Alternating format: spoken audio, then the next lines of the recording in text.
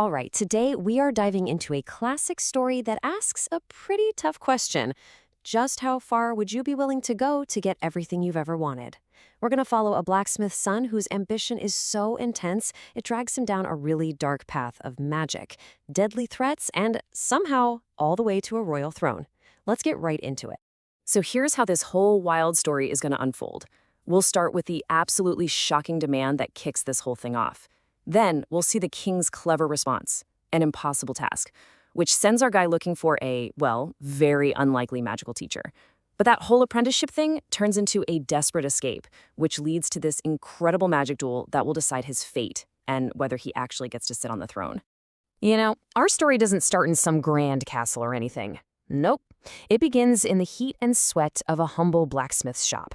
It's a place where things are made. But one simple request is about to forge a path of, well, total destruction. So picture this. You've got a blacksmith just doing his thing, hammering away at his anvil, with his only son learning the trade right there beside him. It's a simple life, an honest life. But one day, the son asks his dad to make him a tool, a knife. And with that one little object, their entire world is about to get turned upside down. And this is the moment where everything just goes off the rails. The father, probably super proud of his work, hands his son this perfectly made knife, and in that 1 second, the boy's respect just evaporates and turns into this terrifying arrogance. He holds that weapon, the one his father just made for him, and delivers this chilling ultimatum. This isn't just ambition, you guys.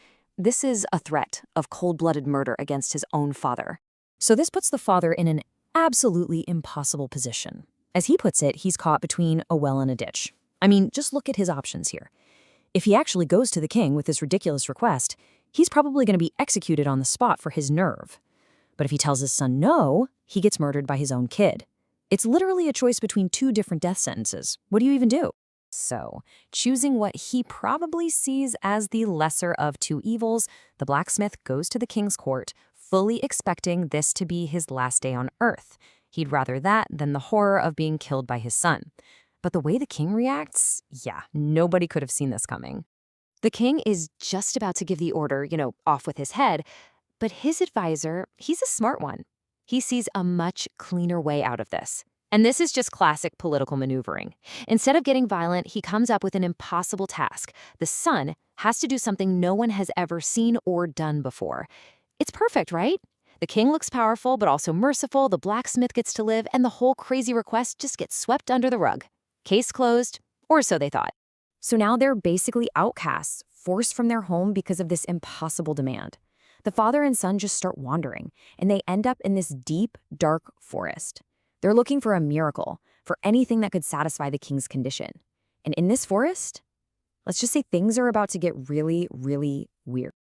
Okay, their first encounter is, well, it's bizarre. They find a man who's just casually frying up some snacks over a fire that is shooting directly out of his own leg. The son's got to be thinking, this is it. This is definitely something no one has ever seen. But when they ask the guy to teach the boys trick, he just brushes them off and says his own master is way more impressive. So they go even deeper into the woods, and the magic gets even stranger. The next guy they find is frying sweets with fire that's erupting from his heel. Okay, this has to be the master, right? But nope. He also refuses and points them even further into the forest, towards his master. You can kind of see there's a pecking order to all this magic. Finally, they get to the end of the line, the master sorcerer himself, and he actually agrees to train the boy. But there is a catch, and it's a pretty ominous one. The father has to lock his son in a room and not come back for 1 entire year. With literally no other choice, the poor father agrees and seals his son's fate.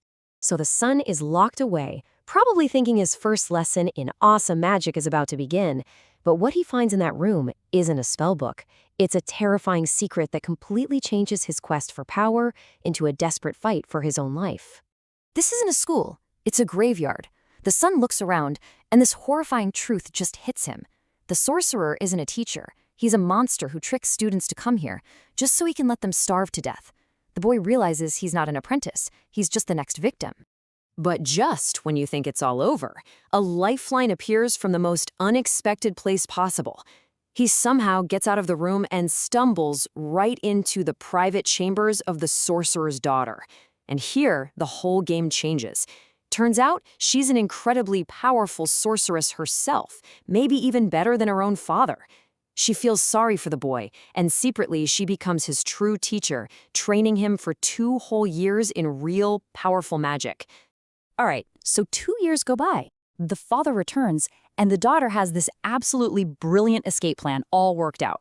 Step 1. The father has to play the part of a heartbroken dad and convince the sorcerer that his son has died. Step 2. He's got to ask for permission to collect his son's bones for a proper burial. Step 3. He walks right out the front door with a heavy bundle of cloth carrying his very much alive son to freedom. So they've escaped? They're home free, right? Well, not so fast. The daughter gave them one crucial warning: do not use magic to make money. But after 2 years of training, the son is feeling arrogant and overconfident. He thinks he knows better, and that greed is about to trigger the final explosive showdown. Of course, what's the first thing the son does? He immediately ignores the one rule she gave him. He turns himself into a prize bull and then a valuable camel for his father to sell at the market for a quick buck. But using magic that powerful is like sending up a flare. The sorcerer senses it, shows up in disguise, and buys the camel. And he knows the rules of magic. He insists on taking the bridle too, the very thing that binds the boy's spirit to the animal form. And just like that, the trap snaps shut. The duel is on. Thinking fast, the son transforms into a pigeon, breaking free and shooting into the sky. But the sorcerer is faster, instantly shifting into a hawk, hot on his tail feathers. He can't escape in the sky, so he dives down into a pond, becoming a frog. But there's no hiding. The sorcerer becomes a heron, stalking him through the water. It's a constant chase of predator versus prey. Then, in a moment of pure genius, the son transforms into a ring and slips right onto the finger of a girl at a well. He's hiding in plain sight. But the sorcerer is just as cunning. He appears as a beggar, begging and pleading for that one specific ring as a gift. He's cornered him again. As the girl throws the ring on the ground, the son makes his final play. The ring shatters into 100 tiny beads. The sorcerer immediately becomes a rooster and starts frantically pecking them all up. But he misses one, and that one single bead transforms into a cat. In a flash, the cat pounces on the rooster. And that's it. The duel is over. The student has finally beaten the master. With the sorcerer defeated for good, the blacksmith's son is now a master magician. All that's left is to go back to the king and take care of that impossible task once and for all.